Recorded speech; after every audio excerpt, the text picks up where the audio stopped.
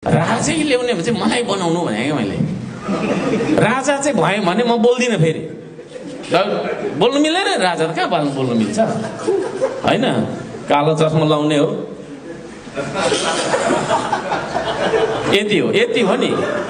अन्त मेयर भएर पो त यहाँ काम गर्नुपर्ने हो हैन दुनियासँग चाहिँ गाली खान्छ बाँच्नुपर्छ राजा चाहिँ भयो भने म बोल्दिनँ है फेरि बनाउने हो भने म ठिक छु त्यसमा फिट छु जस्तो लाग्छ अलिकति यङ पनि छु हैन एनर्जेटिक पनि छु गीतहरू पनि गाइहाल्छु भन्नुको मतलब अहिलेको व्यवस्था सबैभन्दा राम्रो व्यवस्था हो